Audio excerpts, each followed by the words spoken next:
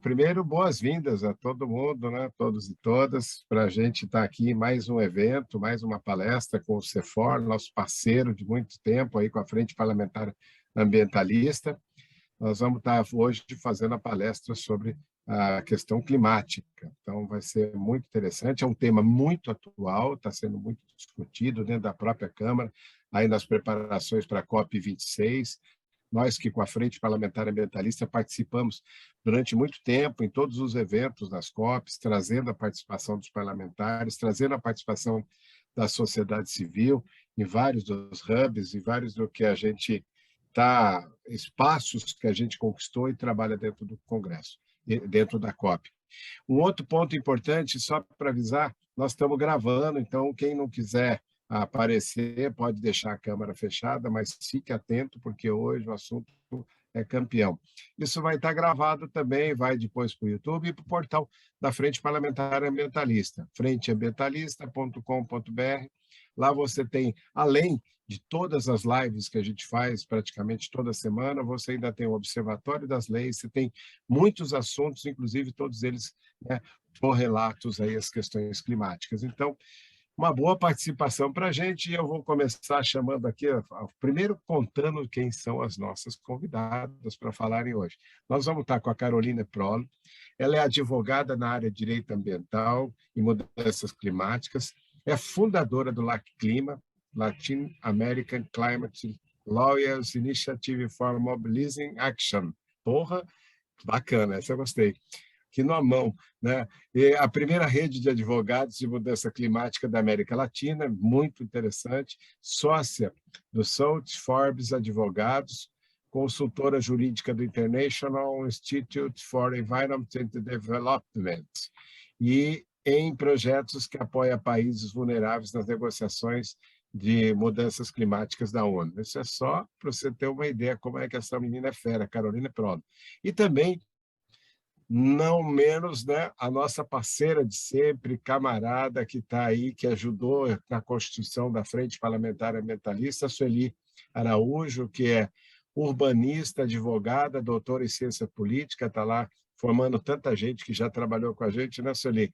Consultora legislativa aposentada da Câmara dos Deputados, especialista sênior em políticas públicas do Observatório de Clima, né? E já foi ex-presidente do IBAMA. Por falar em Observatório do Clima, nós estamos tendo muitas atividades com o Observatório do Clima, com o ICS, com várias dessas organizações que vão estar prontas aí para a COP. Muitas delas também participam nos nossos debates, nos nossos encontros, como o WWF, Conservation International, várias dessas organizações que têm presença garantida, né, por as suas corporações, vamos dizer assim, pela forma de atuação dessas organizações no cenário internacional. Então, a gente vai trazer um pouco de tudo disso para cá. Você pode ver, como eu falei, tem muitos debates lá no nosso site da Frente, para que a gente possa ter uma formação e entendimento melhor sobre esses temas. Então, sem mais delongas, eu chamo a Caroline Prolo para poder nos ajudar, e bem-vinda, obrigado pelo seu tempo, pela sua disposição Começa para estar com comigo, a gente. Mário. Começa Com comigo. você, Sueli. Pela Eu que me ordem dos entusiasmei aqui. assuntos. Então vai lá, Vai ficar Sueli. meio invertido, se for. E depois você traz a Carolina para a gente, tá bom? Tá ótimo. Aí eu Obrigado, passo para a Sueli. Carolina. Pode ir, Mário. Obrigada. Gente, eu vou fazer uma apresentação geral sobre a questão da situação das mudanças climáticas e também das emissões brasileiras. E depois a gente vai passar para a Caroline, que vai dar todo o quadro internacional, inclusive dos principais debates que vão ser promovidos agora em Glasgow, na COP26, né? Então, vou fazer, como a gente não sabia bem o quanto vocês sabiam do assunto, eu preparei uma apresentação mais geral. Vamos lá.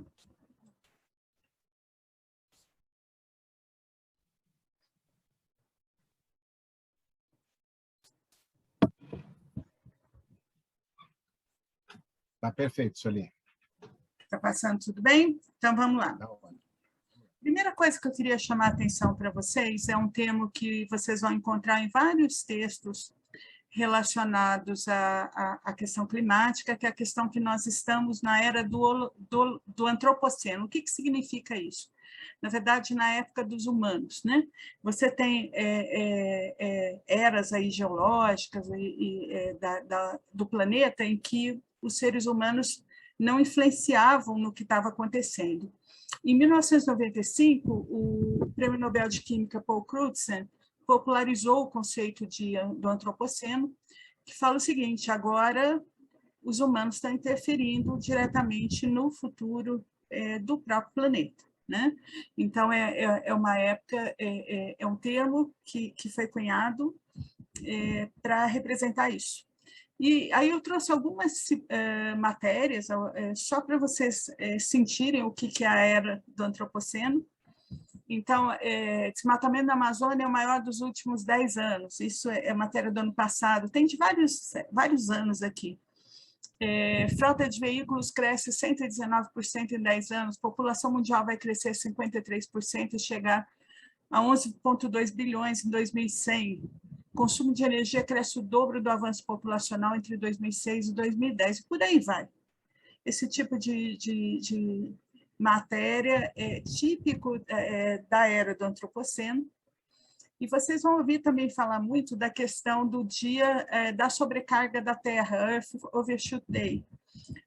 Existe um grupo de organizações que contabiliza o quanto de recursos naturais a humanidade vai usar naquele ano e o quanto que é a capacidade de reposição de tudo isso, né?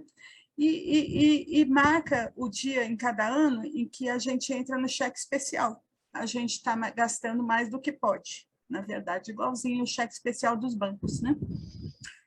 Essa figura que tá aí na direita mostra, desde quando eles começaram a mensurar isso, com dados de 1970, em 2020, é uma figura que pega 2020, em 2020 vocês veem que pela pandemia houve um decréscimo, mas em 2021 houve uma piora considerável. Então, você vai tendo... no começo, vocês vão ver que o dia que entrou no cheque especial é novembro, é outubro, é setembro. Aí vai... em 2020, foi final de agosto. E em 2021, não está no desenho, o dia da sobrecarga foi 29 de julho, mesmo ainda na pandemia, né? Então, a gente está gastando muita coisa de recursos naturais, de recursos ambientais que a gente não pode gastar. Estamos totalmente no cheque especial. Agora, em setembro, estamos em pleno uso de cheque especial, né? Nessa contabilidade. A era do antropoceno, gente, é uma era em que você tem que conviver com aquecimento global, está convivendo com aquecimento global, eventos extremos, todos os dias vocês devem estar vendo nos jornais e nas redes, e isso é no mundo todo, né? Com desastres ambientais e com crise hídrica, né? O Brasil está em plena crise hídrica, eu não sei se vocês viram as imagens do Rio Paraná na semana passada. É impressionante, eu cresci em criança em Três Lagoas, no Mato Grosso do Sul, na beira do Paraná. E é muito impressionante ver a situação do riozão daquele, como é que está, você vendo aqueles bancos de areia, é muito triste. Então, isso aqui marca a era do antropoceno, né? Teve um recente relatório do painel intergovernamental sobre mudanças climáticas, que foi criado pela ONU em 1988, que reúne mais de 800 cientistas no mundo todo, e eles começaram a apresentar seu sexto relatório. O primeiro documento desse sexto relatório foi tornado público em agosto desse ano, e é um sumário executivo. Nós vamos ter aí nos próximos meses os documentos complementares.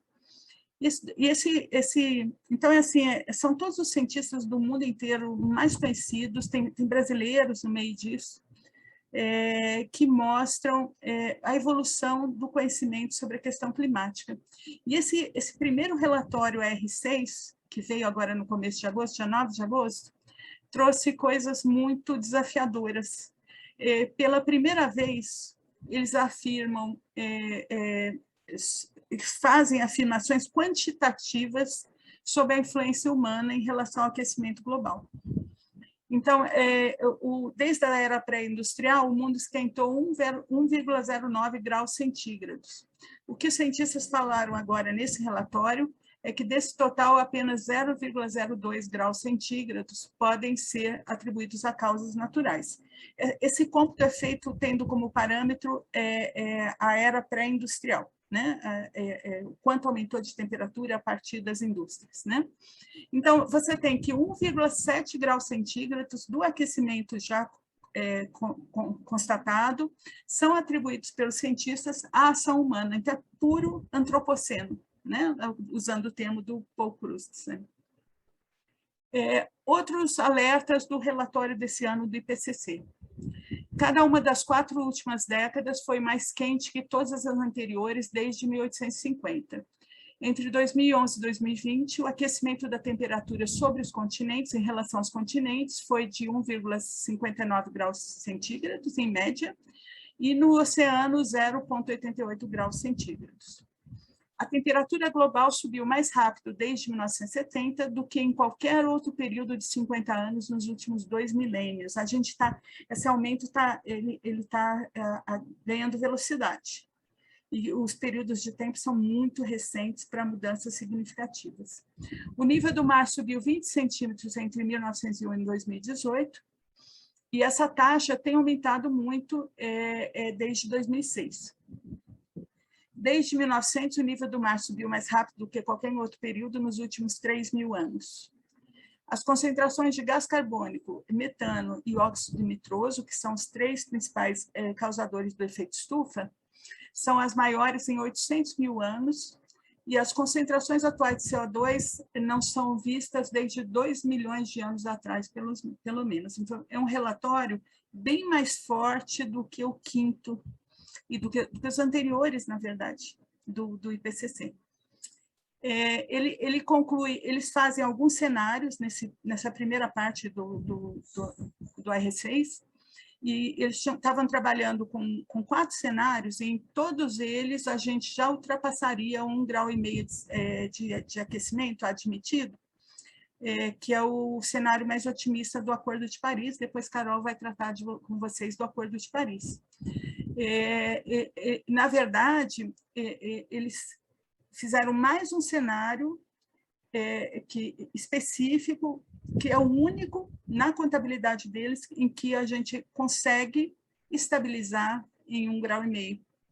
Então, é uma situação assim, bem complicada. É como se o nosso orçamento de carbono que o mundo estivesse se gastando muito mais rápido do que a gente imagina. Né? Então, segundo o relatório, para termos mais de 80% de chance de estabilizar em 1,5 grau, a gente só pode emitir mais 300 bilhões de toneladas de dióxido de carbono. Isso equivale, gente, a 1 década. Por isso que eles falam que a gente vai gastar tudo até 2030 e tem que dar um jeito de não gastar. Né? Tem que dar um jeito também de tomar medidas que revertam isso. Né? Então, é um relatório que deu muita repercussão. Está todo mundo bastante assustado até com o detalhamento que vem pela frente. Né? E você está falando de cientistas do mundo inteiro, quem mais entende de todos os países, está no meio desse grupo. Quem que emite mais no mundo, gente? A gente tem, eu vou usar o cálculo do Observatório do Clima, os padrões que o Observatório do Clima assume, que computam a questão do desmatamento, da transformação do solo, da mudança do solo via desmatamento. Os maiores emissores de gás de efeito estufa são China, Estados Unidos, União Europeia, Índia e Rússia. O Brasil é o 6º. Só que se você desmembrar a União Europeia, o Brasil passa a ser o 5º. Então, a gente não está tranquilo como parte dos atores políticos. Eu vejo vários parlamentares entendendo que pela quantidade de florestas que a gente tem, pela quantidade de áreas protegidas, a gente estaria numa situação confortável. Longe disso, longe disso. Conforme o critério, nós somos o 5º ou 6º maior emissor do mundo. O Brasil responde por 3,2% das emissões mundiais, mas está entre os 6, pelo menos, países com maior emissão.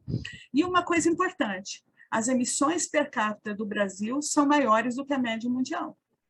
Então, a gente pode fazer melhor. a gente pode solucionar isso, né? Em 2009, a média de emissão de dióxido de carbono por brasileiro foi de 10,4 toneladas brutas, quanto uma média mundial de 7,1. Aqui uma questão que envolve o Acordo de Paris, depois Carol pode complementar. O governo Bolsonaro tem paralisado várias coisas em política ambiental, inclusive na política nacional sobre mudança do clima. Mas um problema que recente, de dezembro de 2020, foi quando ele entregou o nosso documento nacional, chama NDC, a contribuição nacionalmente determinada de cada país. É o quanto cada país, pelo Acordo de Paris, se compromete a reduzir emissões, né? Um plano. Na verdade, metas nesse sentido. E o Brasil entregou um documento em 2015 e um documento atualizado no final de 2020. Nesse documento atualizado no final de 2020, ele manteve os percentuais, as metas de redução de emissões. A nossa meta é de uma redução de 43%, considerando o ano de 2005.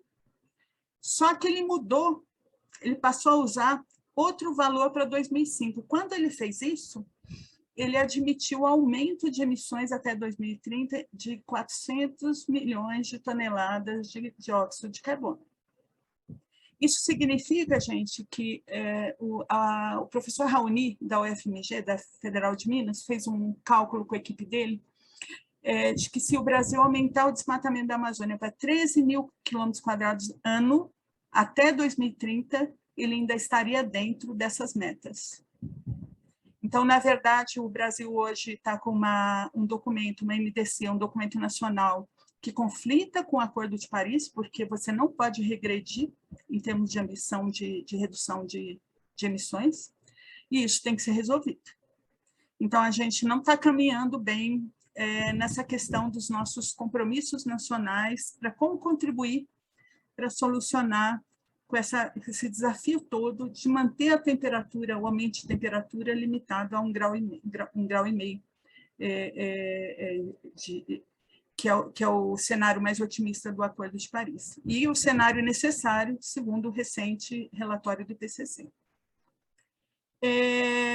Se vocês quiserem ver detalhes sobre as emissões brasileiras, o AC tem um sistema que acompanha essas emissões, ele produz esses dados são produtos, chama SEG, Sistema de Estimativa de Emissões e Remoções de Gases de Efeito Estufa.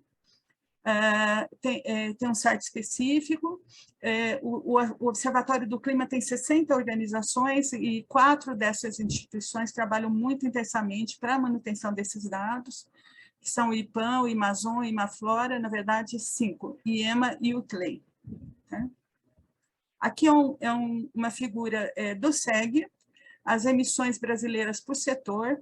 Vocês vão ver que o verde é mudança de uso da terra e florestas. Basicamente, o desmatamento responde por 44% das emissões brasileiras. Quando você soma com as emissões derivadas do uso rural, da atividade rural, principalmente pecuária, que é o amarelinho, você chega aí a 72%, e somar com o desmatamento, atividades rurais seriam responsáveis, direto ou indiretamente, por 72% das nossas emissões de dióxido de carbono ou gases equivalentes. Tá? Isso é uma situação bastante peculiar do Brasil. Isso tem que orientar as políticas públicas para a redução das emissões, então você tem que olhar essa importância da atividade rural e do desmatamento para o nosso quadro de emissões, e as soluções vão vir daí, gente. E é importante ver isso, porque grande parte do nosso desmatamento é ilegal, né?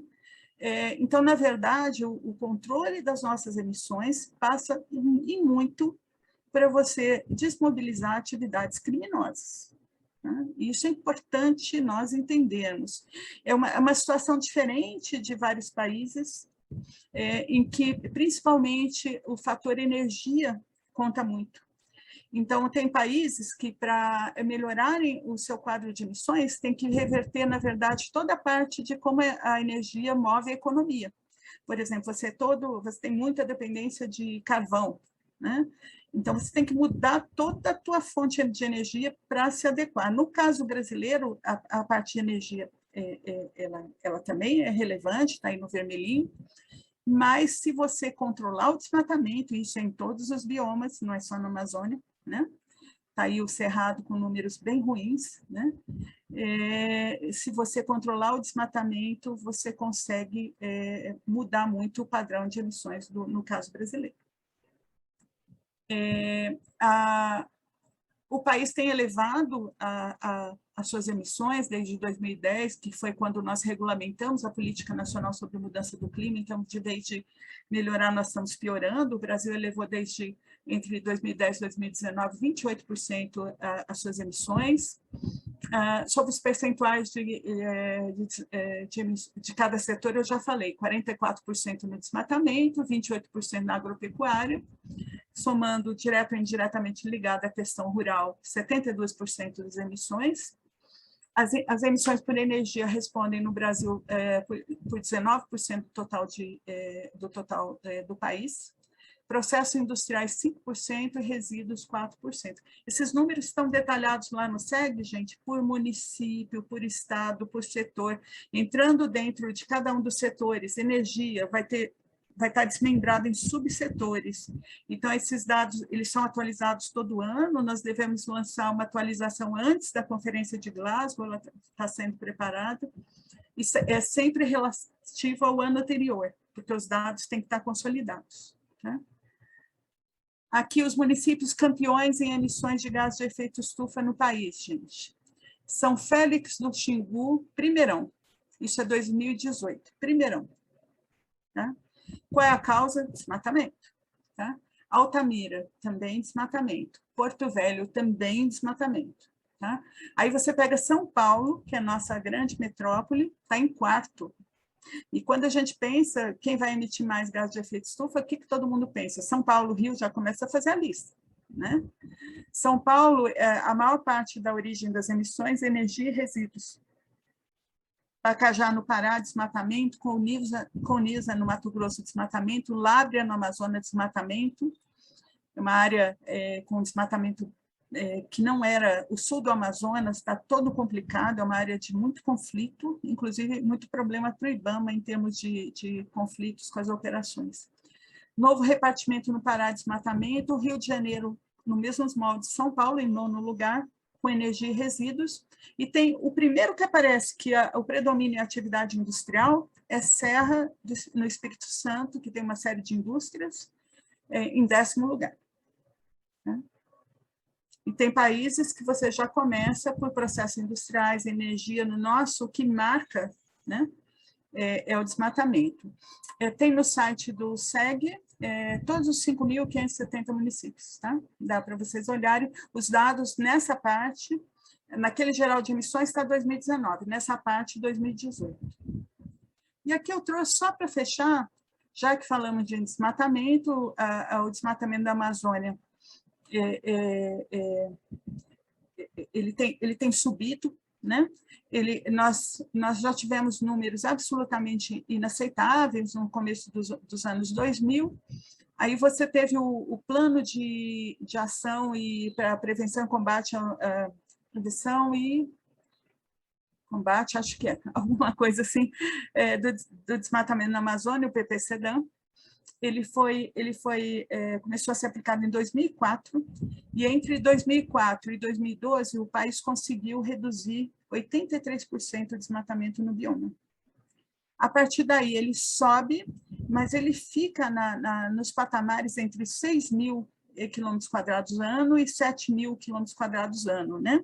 Então, você tem, em 2016... 6.900, 2017, 7.000 e pouco, e a partir do governo Bolsonaro, esse patamar sobe para 10.000 quilômetros quadrados, para casa dos 10.000 quilômetros quadrados ano, e mesmo com potencial redução, que pode até ocorrer agora esse ano, um pouquinho, ele provavelmente, pelas estimativas que nós temos até agora, do sistema. O INPE tem 2 sistemas, um sistema diário, praticamente diário, mas que eles botam na internet toda sexta, qualquer um pode olhar, o IBAMA recebe o tempo todo, que são alertas de desmatamento. E o INPE divulga a conta mesmo do desmatamento anual em novembro, e essa conta, o ano do desmatamento vai de 1º de agosto a 31 de julho, tá? Sempre, desde o início. E pelas estimativas dos alertas, a gente sabe que mesmo que houver redução, o que vai ser, o INPE deve divulgar em novembro, é na faixa dos 10 mil quilômetros quadrados novamente. Quer dizer, a situação tá bem complicada, gente, e isso é um componente importante nas nossas emissões, e isso tem influência do mundo todo, na verdade, porque o Brasil é um dos grandes emissores, né? Apesar de ter percentuais, em termos das emissões globais, um percentual que não é tão grande como China, Estados Unidos, mas tem sim um percentual que importa, tá? E o desmatamento da Amazônia, ele causa outros problemas, ele tem influência direta na questão hídrica do centro-sul do país e de todo o continente, tá?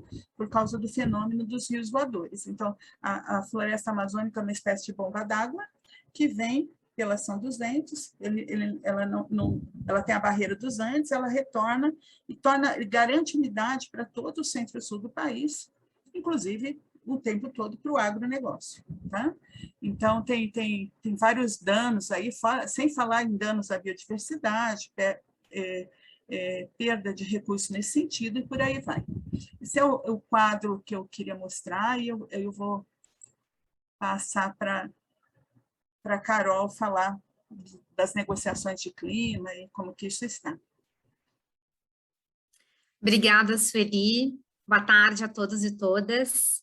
Acho que essa foi uma ótima abertura aí para o que eu vou introduzir aí para vocês de negociações internacionais de mudanças climáticas, né? Então, acho que a gente já percebeu o tamanho da encrenca, né, com todos esses dados que a Sueli trouxe, e é assustador pensar que a gente já vem há algum tempo tomando conhecimento desse problema, né? Não é uma agenda nova a mudança do clima, parece ser nova, porque, de fato, acho que nos últimos 2 anos a gente tem tratado desse assunto, principalmente no Brasil, como nunca antes, mas a verdade é que essa agenda está aí há muito tempo. Eu vou mostrar para vocês agora, vou compartilhar minha tela aqui.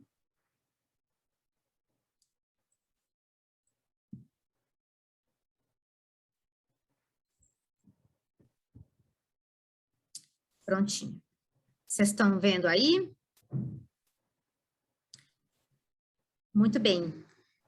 Pois então, eu imagino que para muitos de vocês aqui, essa realidade das negociações internacionais, a COP, né, o Acordo de Paris, isso tudo é algo que parece muito distante da nossa realidade, né? A gente não fala tanto sobre essa agenda, estamos falando mais agora, mas a verdade é que esse contexto todo, desse tratado internacional, já existe, pelo menos, desde 1992. E tudo começou aqui no Brasil, no Rio de Janeiro, na famosa ECO 92, que foi o momento da adoção da Convenção Quadro das Nações Unidas sobre Mudança do Clima. E esse foi, acho que foi o primeiro momento em que a comunidade internacional, como um todo, a gente está falando aí de 196 países que são membros dessa convenção, chegou a um consenso de que nós temos um problema, é um problema sério, que precisa ser tratado, endereçado de uma forma cooperativa entre todos os países. E aí o texto esse que eu colo para vocês, ele mostra, esse é o preâmbulo da Convenção do Clima, acho que mostra o grau de comprometimento de todos aqueles países ali que assinaram essa convenção, né? Estavam determinados a proteger o sistema climático para as gerações presentes e futuras. Então, havia ali um consenso muito grande sobre o problema já desde 1992, na Convenção do Clima da ONU.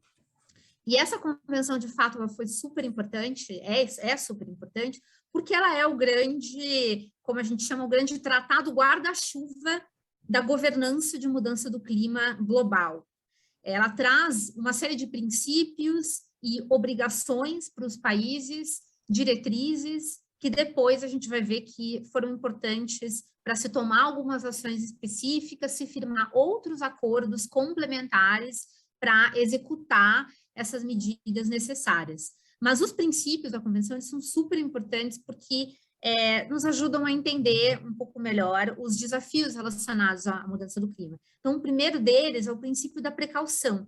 E isso conversa muito com o que a Sueli trouxe sobre a ciência do clima, né? Então, vamos imaginar que lá em 1992, a gente ainda não tinha esse avanço da ciência num grau suficiente para se ter certeza tanto das causas humanas da mudança do clima, né, uma certeza robusta, uma certeza de que as causas humanas eram realmente as que determinavam esses resultados graves de alteração climática, e também em relação às expectativas, estimativas de quanto esse aquecimento ia aumentar com o passar do tempo. Então, era muito importante que tivesse um princípio que dissesse que, independentemente de a gente não ter certeza científica, a gente tem que agir.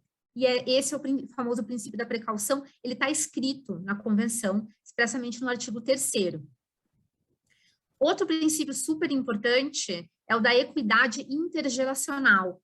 E isso conversa muito também com tenho certeza de que vocês acompanham, o movimento dos jovens que estão discutindo e querendo trazer essa agenda de mudança do clima para o nível político e cobrando ações de governantes e do setor privado, como a Greta Thunberg, ativista lá, que fez aí, tem feito muito barulho nesse contexto. Por que isso? Porque a mudança do clima ela afeta não só as gerações presentes, que já estão sofrendo impactos, como a Sueli mesmo mostrou aqui, inclusive no Brasil, mas esses impactos vão ainda ser muito piores, muito maiores no futuro, né? Esse aquecimento, ele está se intensificando e os efeitos disso, os danos vão ser percebidos, de modo que as gerações futuras vão ter mais dificuldade vão ter que viver num planeta mais quente e vão ter mais dificuldade de reverter a situação, porque o aquecimento global é um problema acumulativo, né? Os gases de efeito estufa vão se acumulando na atmosfera, naquele cobertor que se forma de gases de efeito estufa na atmosfera, e cada vez mais, então, quanto mais a gente emite, mais esse cobertor fica, né, engrossa e fica mais difícil de ser revertido. Então, essencialmente, o que a gente faz a cada momento, a cada dia, a cada ano que a gente pedala aí a ação climática, a gente está repassando esse problema para as futuras gerações. Então, um dos princípios importantes aqui é esse: vamos tomar decisões hoje que levem em consideração também que as futuras gerações vão sofrer muito com a mudança do clima. Mas é claro que também tem que se olhar para as questões de equidade da geração de hoje, né? Então, a mudança do clima, é claro que ela agrava ainda mais a situação de quem é mais vulnerável, dos povos vulneráveis, dos países vulneráveis, que sofrem mais a ação do clima, porque não tem, muitas vezes, a infraestrutura para conter esses eventos extremos climáticos, e também que não tem condições de agir né, em termos de mudar a sua matriz energética, a sua infraestrutura para uma infraestrutura mais limpa, porque tem alguns desafios de erradicação de pobreza que também precisam ser superados. Então, a convenção ela não ignora que isso é importante também. Portanto, é um dos princípios, é a de equidade intrageracional. Dentro dessa geração, a gente tem que ter consciência de que alguns estão sofrendo mais e essas responsabilidades e as ações para com eles também tem que ser considerada à luz das suas vulnerabilidades. E nesse contexto, a gente tem um outro princípio correlato aí, que ficou muito famoso, é o princípio das responsabilidades comuns, porém diferenciadas.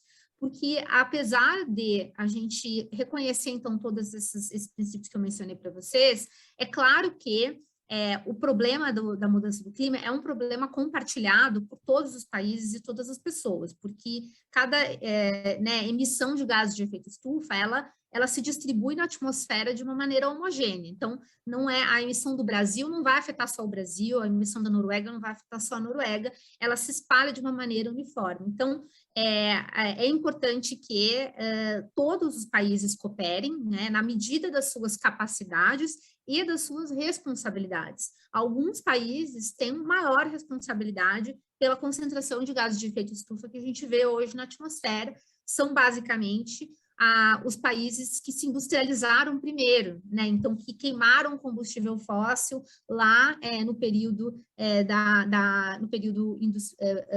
pré-industrial, no período da Revolução Industrial, e ali, a partir de então, a concentração de gases de efeito estufa que a gente viu na atmosfera veio muito mais dessas economias, né? Ao passo que, conforme os países foram se desenvolvendo, aí hoje o Brasil, a China, a Índia, são grandes economias que têm uma grande parcela pela emissão de gases de efeito estufa, de responsabilidade pelas emissões que existem aí na atmosfera, mas é algo que ainda, proporcionalmente em relação aos países que se industrializaram antes, talvez seja menor. Mas essa equidade em relação à proporção das responsabilidades também é levada em consideração na Convenção do Clima. E isso é extremamente importante para a gente entender por que as coisas são como são, por que as negociações acontecem do jeito que acontecem. Enfim, talvez vocês se perguntem, mas desde 1994, como é que não resolveram isso ainda? É porque tem aí questões geopolíticas muito importantes, né? E essencialmente é essa divisão do mundo entre os países industrializados e os países que se industrializaram depois. Porque no fim das contas tem uma conta para ser paga, né? Tem um custo envolvido na descarbonização da economia, e essa discussão, então, acabou se tornando mais difícil com o passar do tempo. Mas lá no começo, quando a convenção foi assinada, em 1992, e entrou em vigor em 1994, os países, de fato, foram divididos entre países desenvolvidos e países em desenvolvimento. Isso foi tão claro que existe um anexo da convenção em que os países desenvolvidos estão listados. E aí, consequentemente, todos os países que não estão listados, são chamados como países do não anexo 1, são países em desenvolvimento, e esses países em desenvolvimento, eles não têm tantas obrigações dentro da convenção quanto os países desenvolvidos. Que obrigações são essas? A convenção, ela é muito vaga ainda em alocar obrigações e responsabilidades para os países. Ela diz, de uma forma geral, que os países desenvolvidos têm que liderar o processo de descarbonização e, portanto, eles vão ter mais responsabilidades. Então, tem responsabilidades que são comuns a todos os países, e aí são coisas ainda muito vagas, como formular políticas que contenham componentes de mitigação e cooperar no desenvolvimento de medidas de adaptação de mudanças climáticas e coisas ainda muito soft, né, como a gente diz no direito. Enquanto que os países desenvolvidos, eles já têm que efetivamente adotar uma política que limite as suas emissões. Então, a convenção, ela trouxe essa obrigação um pouco mais severa para os países desenvolvidos, e inclusive os países desenvolvidos tendo a obrigação de apoiar os países em desenvolvimento no cumprimento daquelas suas responsabilidades comuns lá de cooperação e de formular políticas que tenham componentes de mitigação. Então, no fim do dia, os países em desenvolvimento, eles não só têm obrigações mais soft, como eles também têm aí podem contar com o apoio dos países desenvolvidos para cumprir essas suas obrigações. Então, isso mostra, eu acho, bem como essa questão do mundo desenvolvido entre países, o mundo dividido entre países desenvolvidos e países em desenvolvimento, foi importante para a alocação das responsabilidades dentro desse ambiente aí da convenção. Só que, como eu disse, essa alocação foi super genérica, né? Apesar de a convenção dizer isso, ela não diz exatamente o quanto cada país vai ter que limitar suas emissões, né? Exatamente como vai se executar essas obrigações. Foi daí que surgiu a necessidade de se fazer um outro tratado mais específico e que pudesse detalhar as obrigações dos países desenvolvidos. Esse foi o famoso Protocolo de Quioto, que também ficou bem famoso aí, muito por ter trazido um instrumento de mercado de carbono, que eu já vou falar na sequência. Ele foi assinado em 1997 e entrou em vigor só em 2005.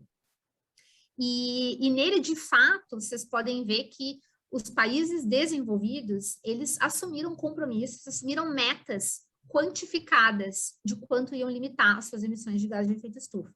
Então, eles assumiram, na linguagem parecida com o que a Sueli falou, eles assumiram um orçamento de carbono, do quanto eles poderiam emitir até um período de compromisso que ia até o ano de 2013.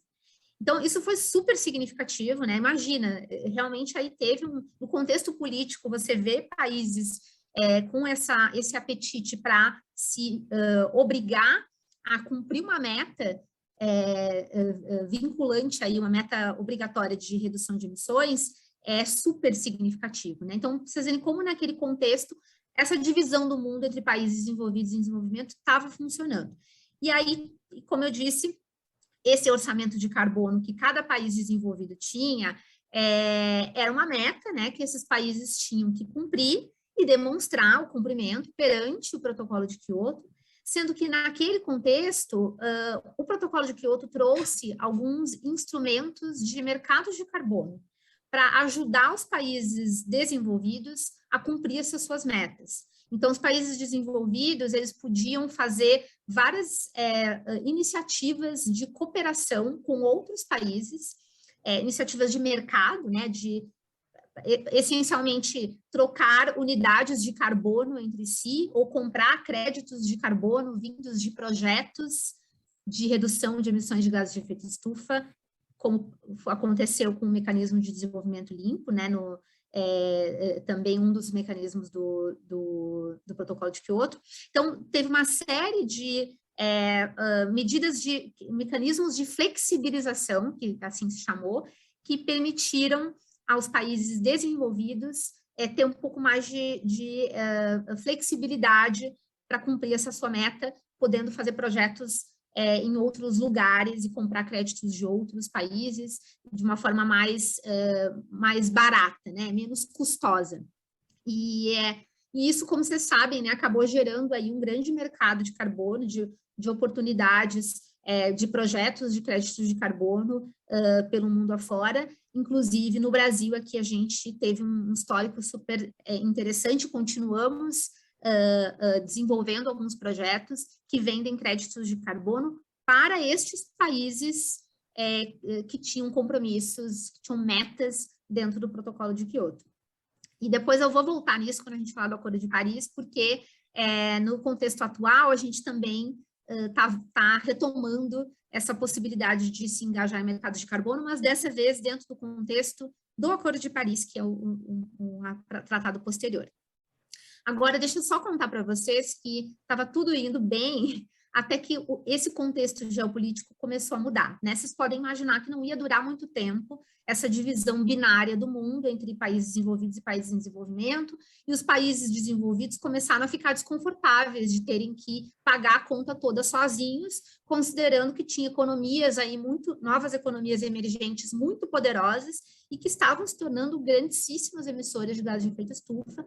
Acho que a principal delas é a China, e que foi, inclusive, o motivo pelo qual os Estados Unidos não ratificaram o Protocolo de Quioto, não se tornaram membros do Protocolo de Quioto, porque na hora de aprovar lá no Congresso americano, sem inclusive o apoio aí do então presidente George Bush, o Congresso americano não aprovou a adoção do Protocolo de Quioto, e muito por causa desse contexto comercial com a China esse desconforto de se fazer um acordo que poderia favorecer comercialmente a China de uma forma que eles entenderam injusta. Então, isso acabou sendo um novo componente que começou a doer, começou a pesar ali nas negociações, e a gente viu que isso levou a diversas coisas acontecerem, né? Então, uma delas foi que na COP de 2005 em Bali, desculpa, 2007 em Bali, e aí fazendo um parênteses aqui para explicar o que é COP, né?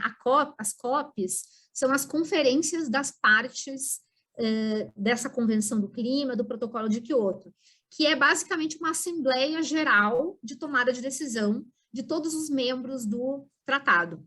Então, todo ano, os países membros se reúnem para tomar decisões de implementação da convenção e, no caso aqui, do Protocolo de Quioto também. E nessa conferência que foi realizada em Bali, na Indonésia, se fechou ali um chamado Plano de Ação de Bali, lá um documento super importante, que trouxe a possibilidade de os países em desenvolvimento também, de alguma forma, apresentarem metas voluntárias de mitigação, né, de limitar as suas emissões de gases de efeito estufa. Essas metas ficaram conhecidas como NAMAs, são as ações de mitigação nacionalmente apropriadas. E o Brasil, inclusive, apresentou NAMAs, né? Então, foi um exemplo aí de um país em desenvolvimento que voluntariamente optou por apresentar uma meta climática. Quando eu digo voluntário, é porque eles não tinham obrigação de fazer isso, como vocês já viram, né? No entanto, era dentro desse contexto diplomático, né, de todo mundo se esforçar para mitigar aí os efeitos do aquecimento global. E o Brasil, então, apresentou a sua NAMA. Essa NAMA do Brasil, essa meta, foi justamente a meta que depois ficou incorporada na Política Nacional de Mudanças Climáticas, a meta de redução de entre 36,1% e 38,9% das emissões projetadas até o ano de 2020.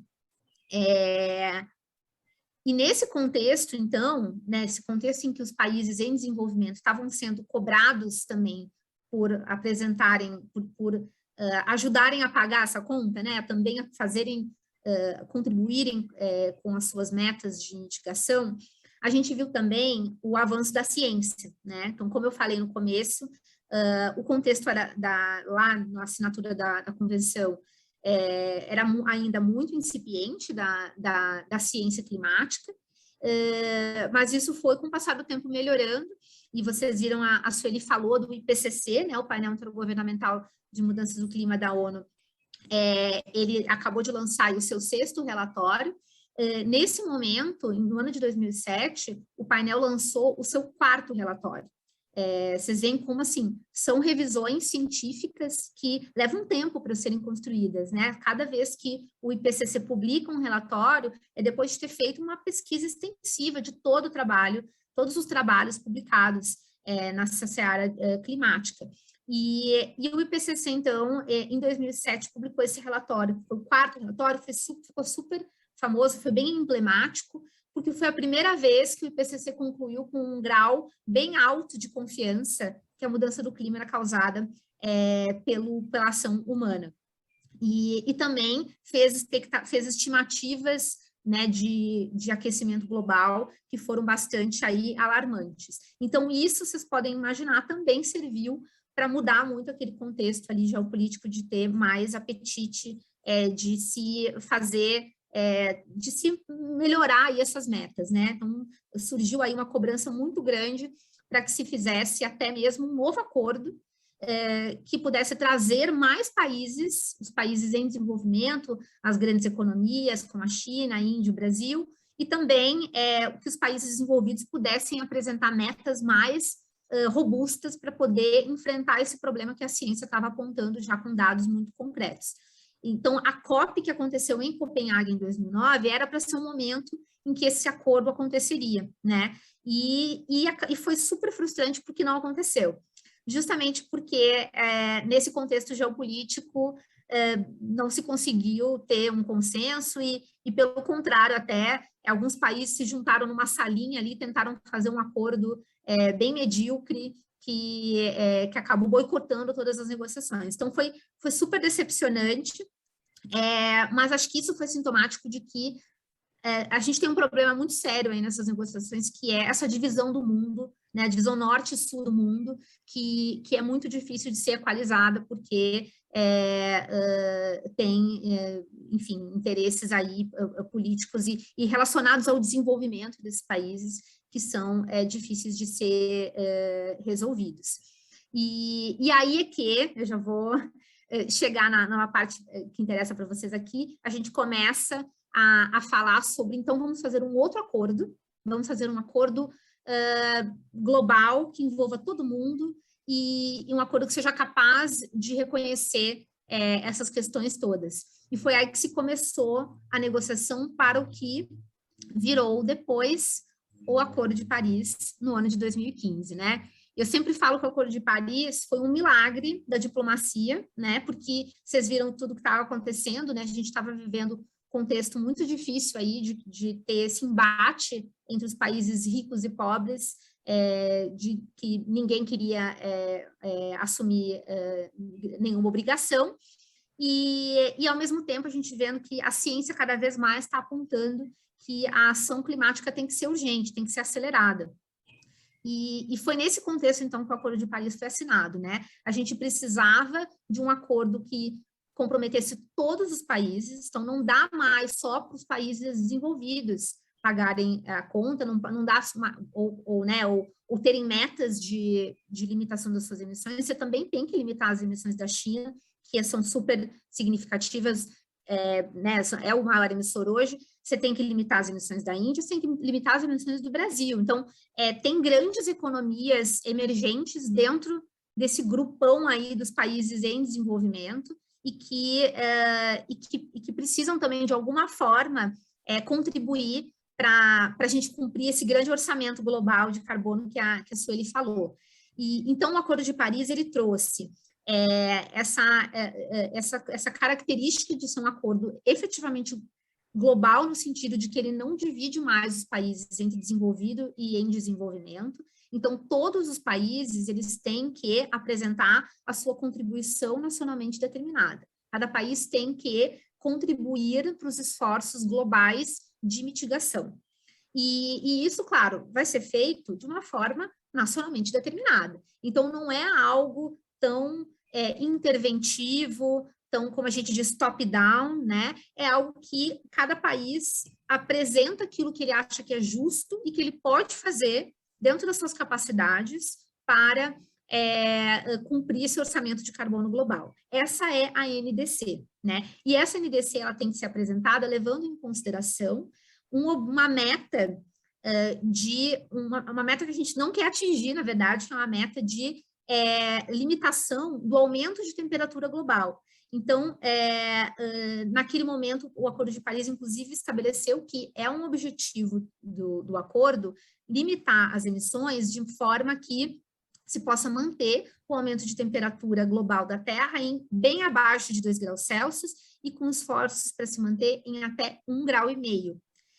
Esse é um grande avanço, inclusive, naquele contexto que eu expliquei para vocês, do princípio da precaução, em que a gente ainda não sabia muito bem, não tinha dados científicos sobre o tamanho da encrenca, né, do aquecimento global. Agora a gente tem quantificado isso, né? A Sueli falou, são 300 bilhões de toneladas de carbono que a gente tem de orçamento de carbono. Então, isso está muito claro hoje, né?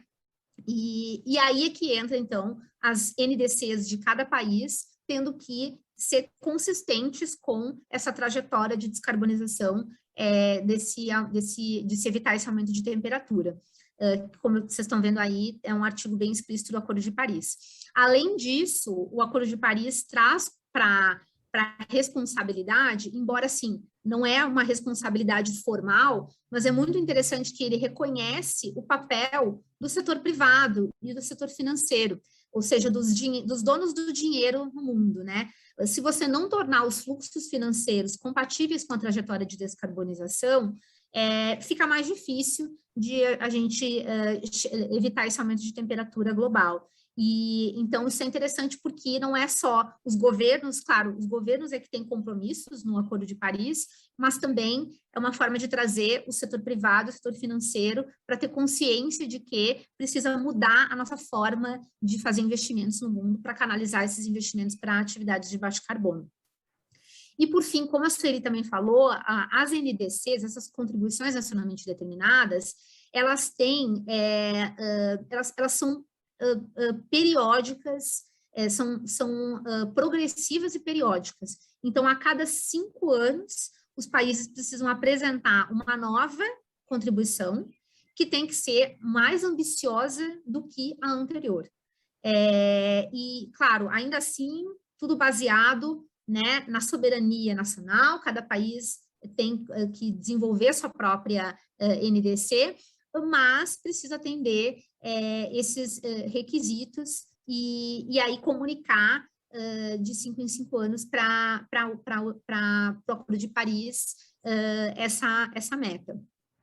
Além disso, o Acordo de Paris traz outras diversas disposições, eu vou passar muito rápido aqui, mas é só para a gente entender que não, obviamente tem o desafio de a gente evitar esse aquecimento global, esse aumento de temperatura, né, que é o que a gente chama de mitigação do aquecimento global, mas também a gente tem que reconhecer que já tem um aquecimento aí acontecendo e efeitos, impactos que já estão sendo sentidos e a gente precisa, de alguma forma, se adaptar a eles, né? Construir resiliência para esses impactos. Então, o Acordo de Paris tem uma seção só sobre adaptação à mudança do clima.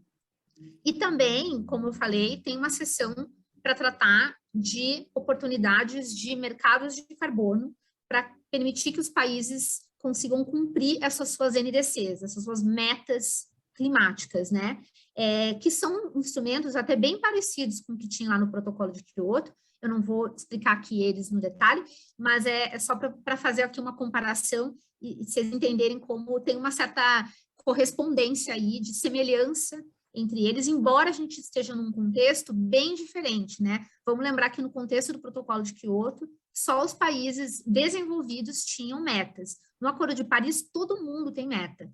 A meta vai variar conforme o país se propuser, né, conforme o país autodeterminar a sua meta, a sua NDC. Mas todos os países, mesmo os mais pobres, têm que ter uma NDC. Além disso, o acordo também, como até já era previsto antes, no Protocolo de Kyoto, na Convenção, tem todo um mecanismo de financiamento climático para financiar tanto as ações de mitigação quanto as de adaptação dos países em desenvolvimento. Então, aí tem alguns instrumentos de fundos que foram criados, né, com o objetivo de acreditar projetos e destinar recursos, esses recursos pagos pelos países desenvolvidos. Então, tem toda uma discussão aí todo ano de como engordar os bolsos, os cofres desses fundos, para que os países que precisam desses recursos possam acessá-los mais rapidamente. Tem também um dispositivo específico sobre conservação florestal, né, que é a sigla REDD, de redução de emissões por desmatamento evitado, degradação florestal e desmatamento evitado, e que é também um tema bem particular, né, que tem tido um tratamento aí dentro desse ambiente todo da convenção, de se pagar, de se financiar por resultados de conservação florestal, né? O Brasil teve alguns exemplos disso, inclusive com o Fundo Amazônia, que tinha exatamente essa característica de remunerar a demonstração de que houve uma redução de desmatamento, de conservação florestal ali que foi abaixo dos níveis de desmatamento. Além disso, tem também um dispositivo que trata só sobre perdas e danos, porque, como eu falei, a gente já está sofrendo danos, né, impactos climáticos, e alguns deles com alguns deles você consegue conviver, né? Você ergue uma barreira para conter o avanço do nível das águas do oceano, por exemplo, mas outros você não vai conseguir, provavelmente não vai conseguir conter, né? E a gente está falando, inclusive, de danos muito sérios, como ilhas inteiras do Pacífico que estão sendo submersas. E essas ilhas são países, são estados-nação mesmo, né? A gente não está falando de uma comunidade, um pequeno vilarejo, a gente está falando de uma unidade política aí de um estado-nação, de um povo que vai ficar sem um território, porque ele está na iminência de ficar submerso pelo aumento dos níveis dos oceanos. Então, é uma discussão super séria também, é o que fazer, como indenizar, compensar e resolver essas perdas tão graves do clima que já estão acontecendo, que vão acontecer provavelmente no horizonte curto. Sem querer me estender muito mais, só para mostrar para vocês que também tem no Acordo de Paris obrigações de transparência. Então, não só os países, eles têm uma meta climática, né, que é a NDC, e como eles têm que reportar o cumprimento dessa meta e têm que reportar os seus níveis de emissões de gases de efeito estufa, né? E entre outras coisas. O que é mais interessante do Acordo de Paris é que não é exatamente a meta da NDC, né? Porque, como vocês viram, é uma meta nacional. Cada país tem liberdade de apresentar sua meta e é muito difícil você conseguir avaliar se aquela meta é boa ou é ruim, e você, inclusive, avaliar se o país está cumprindo a meta e puni-lo por isso, né? O Acordo de Paris, ele não exatamente consegue, e ele não obriga, né, o país a cumprir a própria meta. Ele obriga o país a ter uma meta e reportar o cumprimento dessa meta. Ou seja, ainda que ele não possa ser obrigado, compelido a atingir aquela meta, ele tem que ser transparente em relação a como ele está, o que ele está fazendo para cumprir a meta e como ele está evoluindo no cumprimento dessa meta. O que é muito interessante para empoderar os atores domésticos, né, nacionais, aí, de informações que possam ajudá-los a cobrar essa conta do governo dentro de casa, né? Que eu acho que é um pouco do que a gente está vendo aí com os movimentos de litigância climática aqui no Brasil. E com certeza, conforme o Acordo de Paris for avançando e esses relatórios forem sendo apresentados, essas informações vão ficar mais públicas e com isso, talvez, até esse movimento de litigância possa ser incrementado. Além disso, vai ter um balanço global, que também essa é uma invenção também no Acordo de Paris, vai ser uma oportunidade de se fazer uma avaliação coletiva do status de progresso do Acordo de Paris. Então, é um progresso em relação àquela meta de temperatura global, que a gente não quer atingir, né? E é um olhar integrado e global sobre o quanto a gente precisa mobilizar de financiamento, o quanto a gente precisa mobilizar em termos de recursos e de iniciativas para adaptação. Ainda as métricas de como a gente vai mensurar isso ainda estão sendo desenvolvidas, mas a ideia é se ter um olhar agregado, um olhar para o todo, e não um olhar só para o que cada paísinho está fazendo, né? Que é uma forma também interessante de não ser muito confrontacional, né? Não ter uma postura mais coletiva em vez de adversarial contra um outro país. Mas, ainda assim, o Acordo de Paris tem um comitê de compliance que é constituído especificamente para monitorar o cumprimento de algumas das obrigações do Acordo de Paris. Ele não tem nenhum poder de punir ninguém, né? Não vai sair nenhuma sanção, não tem multa, isso nem existe assim nos acordos internacionais, né? O que tem só é um processo de facilitador, né, de se inquirir, de se investigar. Se o país não apresentou uma NDC, por exemplo, o comitê vai lá e vai perguntar o que aconteceu, vai dar um prazo para o país apresentar, vai ver se o país precisa de algum apoio de capacitação. Então, é uma coisa super facilitadora, em vez de punitiva, mas tem um papel, como eu falei, também de transparência, né? Que é para a gente poder enxergar exatamente quem é que está cumprindo, quem não está cumprindo, e aí a sociedade civil e os atores em todos os outras esferas na Constituição doméstica e que fazem também, podem tomar as iniciativas que acharem mais apropriadas. A pergunta é, como estamos no cumprimento do Acordo de Paris, de lá para cá, desde 2016, quando ele entrou em vigor, né? Estamos mal, não estamos conseguindo nos manter no aumento de temperatura estimado aí de bem abaixo de 2 graus Celsius ou 1,5 grau, né? E esse inclusive é um termômetro aí que é atualizado todo ano pela Climate Action Tracker. Então, assim, se a gente se considerar as políticas que hoje estão sendo adotadas pelos países, a gente vai ficar numa variação aí de um aumento de temperatura de 2,1 a 3,9 graus Celsius, né? E isso, ou seja, a gente precisa de mais ambição nas NDCs e mais medidas efetivas, né, de cumprimento das NDCs pelos países, porque ainda a gente não tem visibilidade do quanto os países estão efetivamente cumprindo aquilo que eles dizem que vão cumprir nas NDCs. Agora a gente está aí na iminência da COP26 em Glasgow, né? Acho que todos vocês estão ouvindo falar bastante disso. Acho que fazia tempo que não se fazia tanto sucesso uma COP no Brasil, mas é porque também a gente passou por uma pandemia, a gente está falando de recuperação econômica verde, teve muitos movimentos aí de lideranças de outros países movimentando essa agenda climática, né? Os Estados Unidos voltaram para o Acordo de Paris, eles chegaram a sair do Acordo de Paris durante o governo do Donald Trump, e agora com a eleição do Biden retornaram.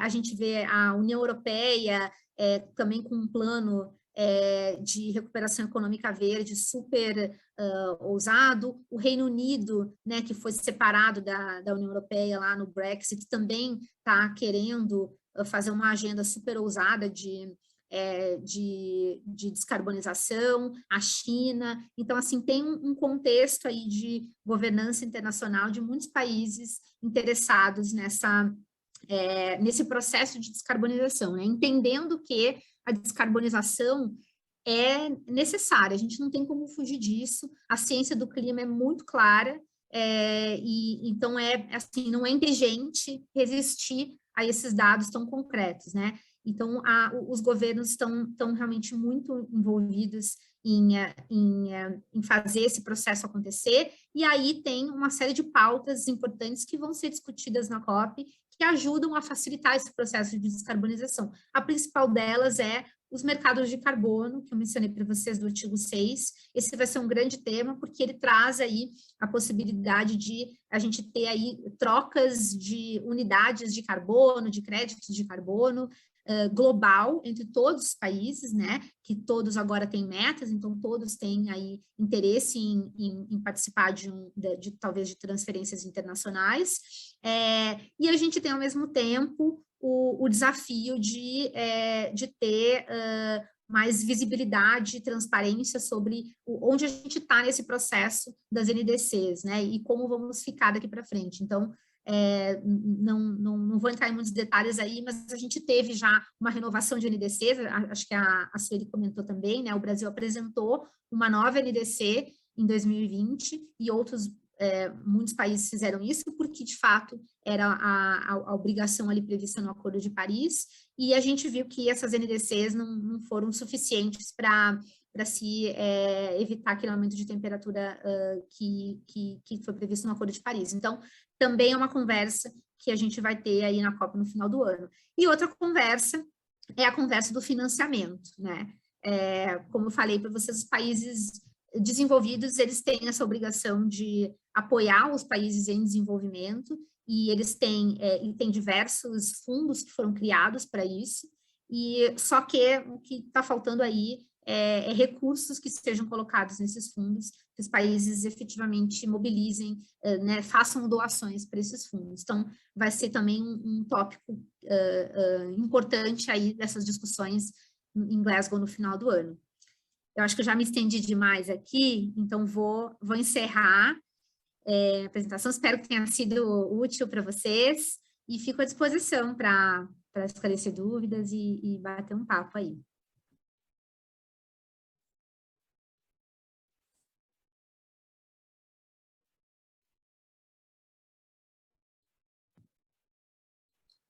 Lídia, como você quer fazer com as perguntas? Então, Celine, você toca aí as perguntas. Então, eu não acompanhei todas, mas eu vou pegar a primeira. Eu mandei no seu zap.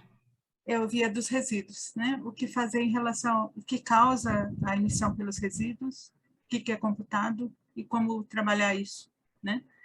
Bom, em relação aos resíduos, você tem lixões, aterros controlados, né? Que é o nome que nós damos aqui no Brasil, para aquilo que está um pouco melhor que o lixão, mas não é um aterro sanitário. Basicamente, o que se chama, que as prefeituras chamam aterro controlado, é quando você joga a terra em cima, não deixa o lixo totalmente exposto, né? Setoriza, às vezes, os tipos de resíduos, mas, na prática, você não tem impermeabilização, e você tem chorume, e você tem emissão de gases. A parte de incineração de lixo e queima de lixo a céu aberto também gera gases. E a parte de esgoto, gente, porque no SEG, no item resíduos, tem computada também uma parte relativa a esgoto. É importante entender que o metano, e lixo gera metano, o metano ele causa mais efeito estufa, 28 vezes mais do que o dióxido de carbono. Tá? Então, um pouco de lixo fedendo está causando um estrago grande, sabe? Nós temos problemas sérios em termos de resíduos sólidos no país, em termos de esgoto correndo a céu aberto também, né?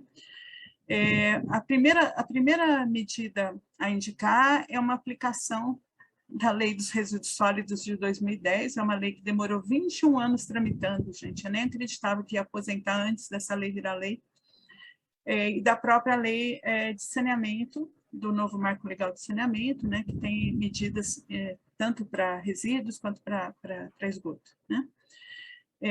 No sítio eletrônico do SEG, vocês podem entrar em SEG Soluções. Foram uma publicação bem recente, e eles fizeram 87 ações para enfrentar os principais problemas que estavam aparecendo em relação às emissões, com olhar para os municípios, né? Eu falei dos dados municipais, e conforme cada realidade municipal, você tem soluções distintas. E aí, na parte de resíduos, tem uma lista aqui, gente. Por exemplo, a questão de fazer compostagem de forma anaeróbica. No caso de resíduo, você tentar, de alguma forma, aumentar a reciclagem, né? Você ir na lógica da economia circular, né? O quanto mais você conseguir não gerar, reduzir o volume de resíduos e que tenha menos lixo para a disposição final, é a solução, né? Depois vocês dão uma olhada na lista completa lá do SEG Soluções, no SEG, tá? Tem umas sugestões mais pontuais. Tem a pergunta aqui da Mônica Libório: como andam as negociações que o Brasil levará para a COP21 e qual a posição dos palestrantes em relação ao PL 528 de 2021, que regulamenta o mercado brasileiro de reduções? Vamos lá, passar para a Carol. Ótimas perguntas. Pois então, as negociações ficaram um pouco desaceleradas, né? Porque no ano passado nós não tivemos essa COP anual, que acontece, a rigor deveria acontecer todo ano. No ano passado, por causa da pandemia, inclusive foi a primeira vez na história que não aconteceu uma COP, né? Então, obviamente, com isso, né, a gente perdeu aí quase que podemos dizer que perdemos um ano de negociações em que a gente já poderia ter chegado a algumas decisões importantes, né? As negociações até aconteceram de uma forma virtual, a ONU tentou criar uma plataforma e criar uma conferência virtual num caráter mais informal, né? E é importante que seja informal assim, porque é muito difícil você fazer uma negociação oficial virtualmente com representantes de esses 196 países, quando você tem países, às vezes, muito pobres, que não têm, enfim, às vezes não conseguem mesmo ter uma infraestrutura de acesso à internet, ou de acesso estável à internet para participar dessa discussão, ou não tem condição de se reunir ali com seus assessores. São países que não têm a mesma infraestrutura, né, de assessoramento técnico para enfrentar essas discussões. Então, é um problema. Seria um problema ter essa discussão toda no modo virtual, mas ao mesmo tempo também a gente está vendo que fazer a COP presencialmente no final do ano apresenta desafios para os países pobres também, de como é que eles vão estar lá, sendo que precisam estar vacinados, precisam fazer quarentena, né, e aí cada país tem a sua regra de quarentena. E, então, assim, está ainda muito difícil para os países mais pobres acompanharem as negociações. Mas alguma coisa tem acontecido, alguma reunião mais informal tem acontecido, e acho que uma das grandes perdas aí dessas negociações tem sido essa questão do mercado de carbono, que aí linka com a sua pergunta do PL 528, né? Porque esses instrumentos de mercado de carbono, eles precisam ser regulamentados. Do jeito que eles estão hoje no Acordo de Paris, lá no artigo 6, é só, assim, de uma forma muito genérica, dizendo que os países podem fazer projetos de crédito de carbono, mas não tem ainda uma regulamentação de quais são as metodologias, os critérios, os órgãos, a composição dos órgãos. Então, toda essa parte né, de detalhamento mesmo de como a coisa vai acontecer, e aí você tem mais um monte de discussões sobre como reportar isso, como calcular o crédito de carbono em relação às emissões, a NDC do país, né, como você quebra a NDC, que é uma meta de 5 anos, como você tem que quebrar ela em partes, ter uma NDC anual para você poder calcular os créditos de carbono em relação à NDC anual.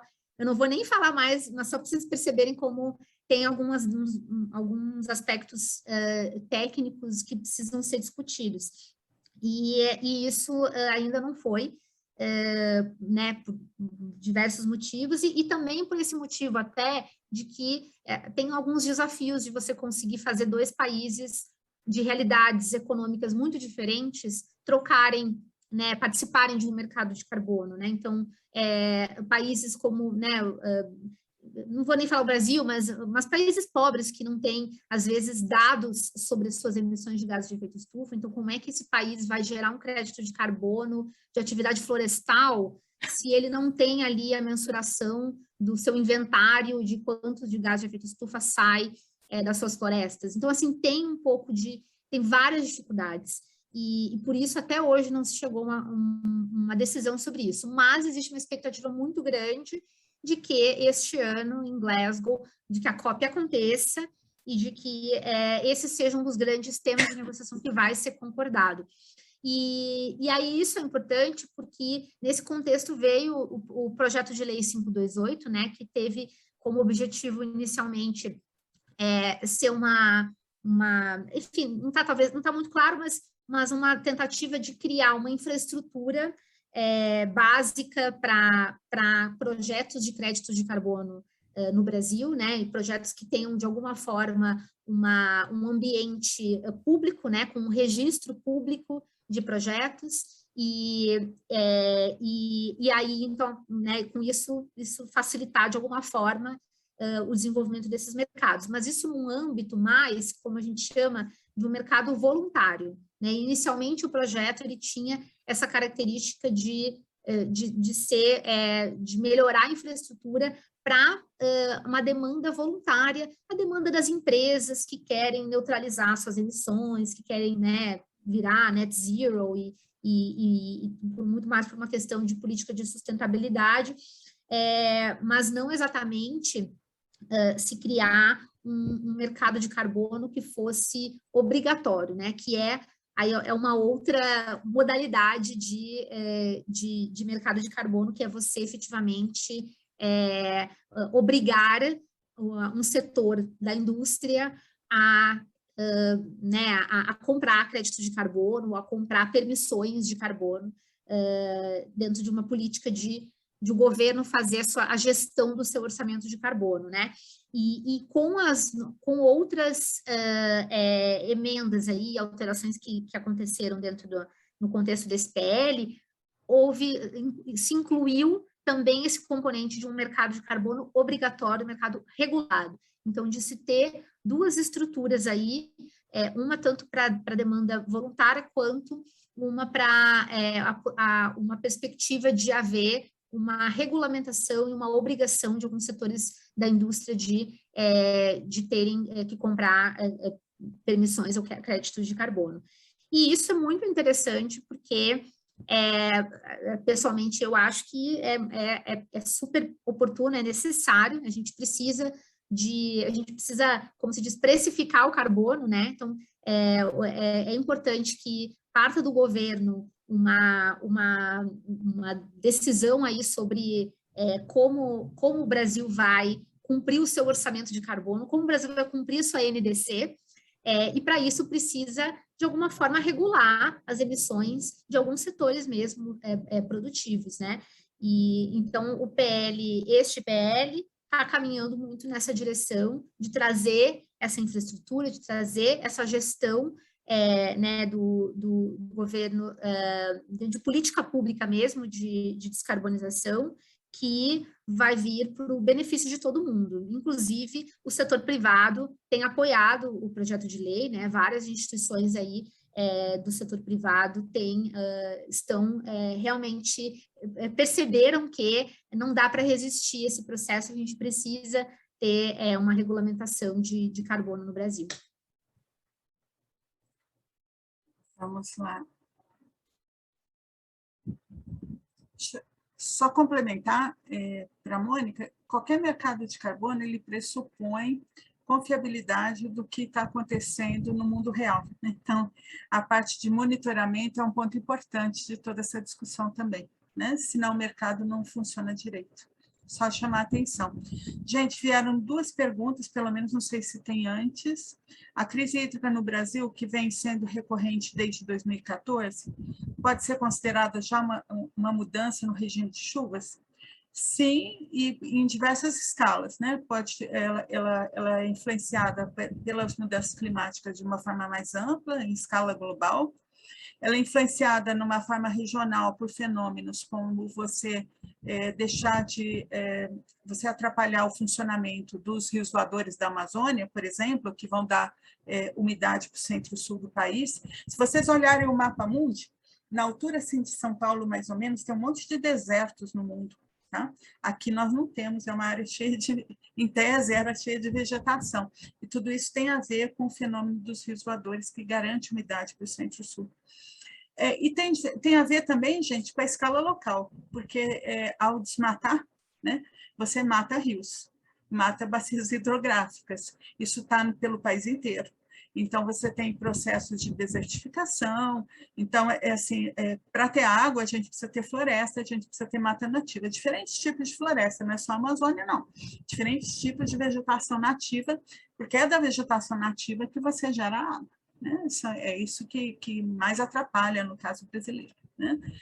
Sem falar da questão da contaminação dos rios, né? Por garimpo irregular e por esgoto, né? Sem tratamento, uma série de outros problemas. Mas então são diferentes escalas aí de problemas que geram a crise hídrica com uma interferência humana bem clara. E o Brasil, eu acho que o número era 12%. O Brasil é computado que o Brasil tem 12% dos recursos de água doce do mundo, gente, do mundo. A gente é muito rico em água doce, os países não têm o que a gente tem, não. Tá? E a gente está com problema de água. Isso é inadmissível. Os outros países, quando vem essa situação, principalmente da crise hídrica, nem acreditam, mas falam assim, e no Brasil, como como é que acontece uma coisa dessa? Tá? Um país que tem uma quantidade de água que ninguém tem. Tá? Então, é um fenômeno realmente inaceitável. A outra seria o momento de definir uma política econômica específica para a Amazônia, como forma de complementar para combater o desmatamento. Eu vou responder, talvez seja bom também, Carolina, falar, é bem geral. Eu pessoalmente, deve ficar claro assim, que planos amplos, como o PPCDAN, que eu mencionei, eles não incluíam apenas comando e controle, eles também tinham instrumentos econômicos de fomento à produção sustentável, de apoio à população local, também mexiam com a regularização fundiária, e esse plano, o PPCDAN, assim como seu similar no Cerrado, eles estão engavetados, e eles são citados na legislação da Política Nacional sobre Mudança do Clima. Tá? Então, o governo está deixando de cumprir a legislação do clima, porque esses dois planos, PPCDAN e PP Cerrado, são citados expressamente. Né? Sobre a questão do modelo para a Amazônia, eu acho que o país tem que debater um modelo que trabalhe com a floresta em pé. Os modelos de substituição da cobertura florestal não são o remédio para a Amazônia. Né? Tem muitas formas, e esses modelos de substituição, na verdade, só levam pobreza, tá? Porque quem ganha dinheiro com garimpo ilegal não são os amazônidas. Tá? Quem ganha dinheiro com desmatamento ilegal não são os amazônidas. Tá? Tem muito investimento de dinheiro de gente que está lá ou que está em outras áreas do país que financia todos esses crimes. Né? Então, assim, não é essa a solução para a pobreza do bioma, das pessoas que estão no bioma.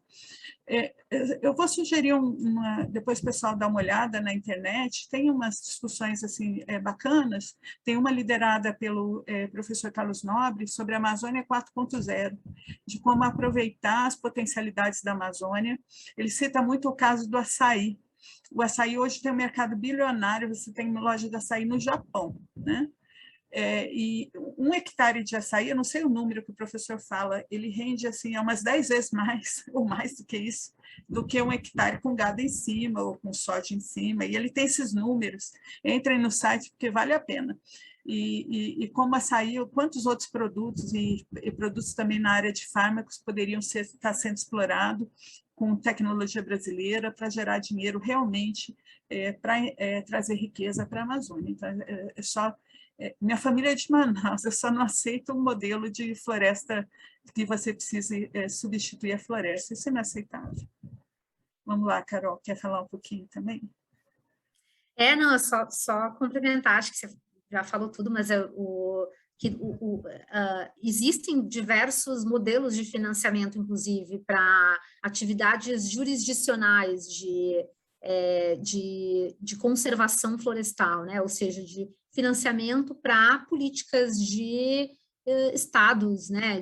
No âmbito subnacional, e tem se estudado aí algumas modelagens de rede jurisdicional especificamente para isso, né? De uma forma que o governo possa estipular aí os níveis de referência e de desmatamento e as políticas para se evitar, né, esse desmatamento e aí remunerar, inclusive, repassar esses recursos para aqueles todos que conseguiram contribuir para essa conservação florestal, né? Que acho que um pouco da ideia do pagamento por serviços ambientais. A gente tem hoje uma lei de pagamento por serviços ambientais que está pendente de regulamentação, né?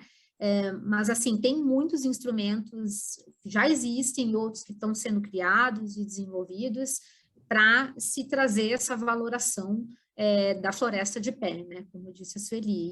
E é uma questão de ter articulação e engajamento aí dos atores todos envolvidos. A gente sabe também das iniciativas, essa iniciativa mais recente da coalizão LEAF, né, do governo americano, norueguês, né, junto com empresas privadas. Então, tem várias modalidades aí de iniciativas de financiamento ou seja, tem recurso, né, vindo de fora, inclusive, para isso. A gente só precisa instrumentalizar isso de uma forma séria, né, claro, íntegra, e que, sem dúvida, também reverta isso para as comunidades que ajudam a conservar, a manter a floresta de pé. Eu acho que eram as perguntas, gente. Tem mais, Lídia? Não. O pessoal do Cefo está pedindo para vocês entrarem no link e avaliar o curso, a palestra. Por favor, quem puder colaborar. E é isso, pessoal. Mais alguém? Mais alguma pergunta?